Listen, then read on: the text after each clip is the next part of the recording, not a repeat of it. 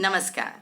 मैं डॉक्टर सुषमा मेहता उपस्थित हूँ कालजयी कहानियों की इस धारावाहिक श्रृंखला में अपनी ही लिखी कहानी लेकर पहले मुर्गी या अंडा का 7वां भाग। तो सुनिए कहानी और अपने विचार इस कहानी के संबंध में कमेंट बॉक्स में अवश्य साझा कीजिए। तो सुनिए। खुली खिड़की से कुछ दूर बनी एक बिल्डिंग नजर आ रही थी और उस पर एक बड़ा सा बोर्ड लगा था, guest house. Hostel guest house बहुत दूरी पर नहीं था, पर उस खिड़की से दिखाई देता वह बहुत दूर लग रहा था। अनिंद्या को वह जैसे सिंबॉलिक लगा। उसका लक्ष्य भी अभी बहुत दूर है। परिवार को मना कर वह पीएचडी करने यूनिवर्सिटी तक तो पहुंच गई, लेकिन अभी न जाने कितने हर्डल्स उसे पार करने हैं। क्या वह इन रुकावटों को पार कर सकेगी? मन में बोझिल सा एक प्रश्न फिर सिर उठाने लगा था। बाहर से वह शांत दिखने का प्रयास कर रही थी, लेकिन मन मन बेहद अशांत था। मेड ने शालीनता से कहा, जी मैम जी। शांति, इन्हें गेस्ट हाउस दिखा दो और यह वहां रिसेप्शन पर कोमल मैम को दे देना। वार्डन ने कहते हुए एक कुछ लिखा हुआ पेपर उसे पकड़ा दिया। कोमल मैम से कहना ये सिर्फ 2 दिन ही गेस्ट हाउस में रुकेंगी। यह कहकर उसने अनिंद्या को शांति के साथ जाने का इशारा किया। मैम, मैं 15 दिन बाद कंफर्म कर लूँगी। मुझे रूम मिल जाएगा ना? अनिंद्या ने जैसे यदु नंदिनी से वचन लेना चाहा। प्राण जाहि पर वचन न जाहि। लेकिन वार्डन ने भी रामचरितमानस की यह पंक्ति सुन रखी थी शायद। उन्होंने अनिंद्या को स्पष्ट कह दिया, मुश्किल है।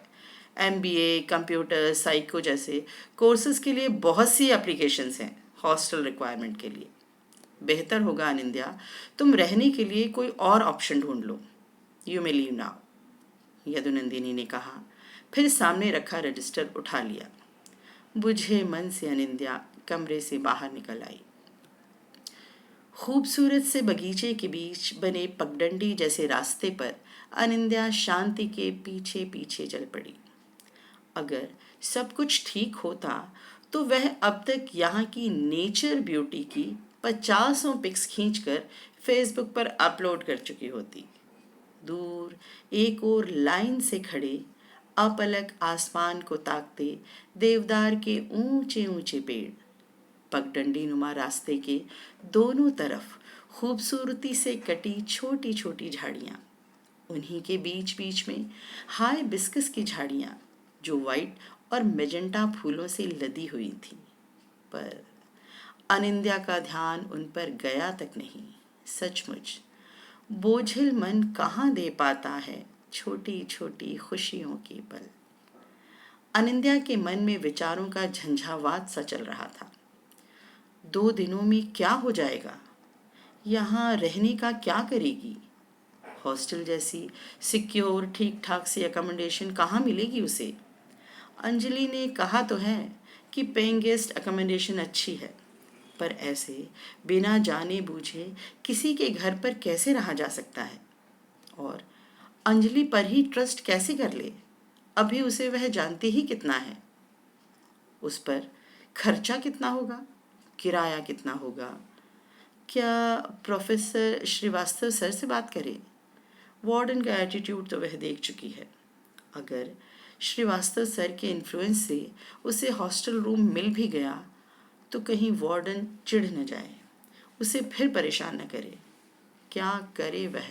उफ, पीएचडी के लिए फीस जमा करवा दे या अभी रुक जाए, या फिर सब कुछ छोड़ छाड़ कर अहमदाबाद लौट जाए। बीएड करे, कोई नौकरी ढूंढ ले, शादी करे और सो कॉल्ड लाइफ में सेटल हो जाए। उसे अगर अभी गेस्ट हाउस में रहने की जगह नहीं मिलती तो वह क्या करती? किसी होटल में कमरा लेती। सोचते सोचते अनिंद्या को एक अजीब सी छटपटाहट होने लगी। उसके मन में फिर वही दुविधा उठ खड़ी हुई। कौन सी? आपसे बताइए, कौन सी? जी हाँ, वही, पहले मुर्गी या अंडा। यानी वह पहले अपना टारगेट अचीव कर ले, तब ये समाज साथ देगा, या समाज साथ देगा तो वह अपना टारगेट अचीव कर पाएगी।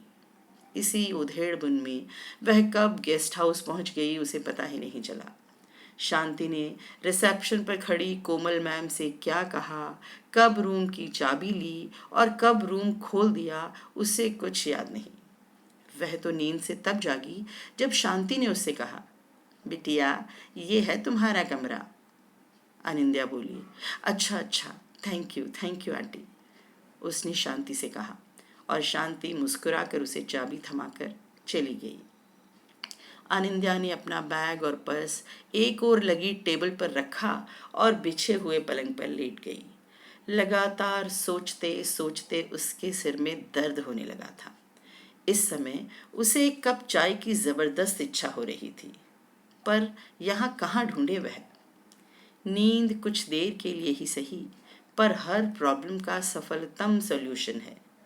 अनिंद्या भी निंदिया रानी की गोद में चली गई। कुछ देर के लिए ही सही, समस्या गायब। तो आज की कहानी बस इतनी ही। कहानी के अगले भाग के लिए अगले सप्ताह तक प्रतीक्षा करनी होगी। क्या अनिंद्या सब कुछ छोड़ छाड़ कर घर लौट जाएगी या कुछ और करेगी? नमस्कारः, शुभं भवतु, पुनः मिलिष्यामः।